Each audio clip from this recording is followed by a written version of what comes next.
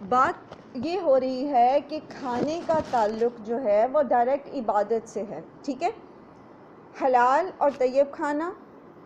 حلال اور طیب کھا کے اللہ کا شکر ادا کرنا اس طرح سے کہ ہم اللہ کے ساتھ کسی کو بھی شریک نہیں کرتے، اور جب ہم حلال اور طیب کھائیں گے تو اس سے ہم ہیلدی رہیں گے، تندرست رہیں گے، اور جب ہم تندرست ہوں گے تو اس سے پھر ہمارے جسم کی ضروریات تو پوری ہوں گی ہی، یعنی جسم جو ہے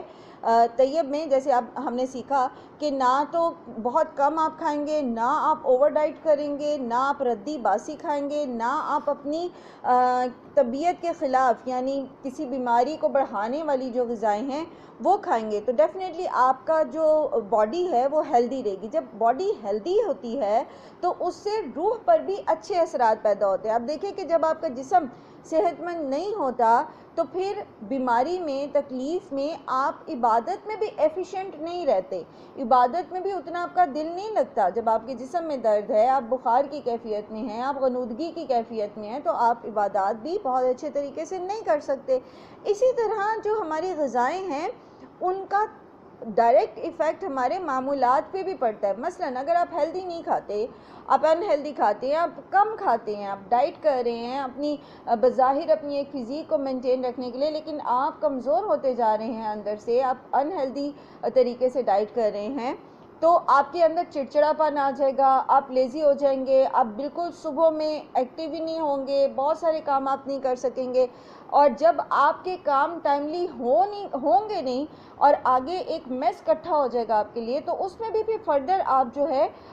اس میں آپ دیکھیں گے کہ کس طرح سے آپ کی طبیعت میں غصہ اور جھنجھلاہٹ اور چڑچڑاپن آئے گا، اور پھر وہ چیزیں آپ کی دوسرے ریلیشنز پر ایفیکٹ کریں گی۔ آپ کے اسپاؤزز ایفیکٹ ہوں گے، آپ کے بچے ایفیکٹ ہوں گے، آپ کے ارد گرد دیگر لوگ اس چیز سے ایفیکٹ ہوں گے۔ پھر آپ دیکھیں کہ یہ جو کھانا ہے یہ ڈائریکٹ آپ کے جذبات کے اوپر بھی اثر کرتا ہے،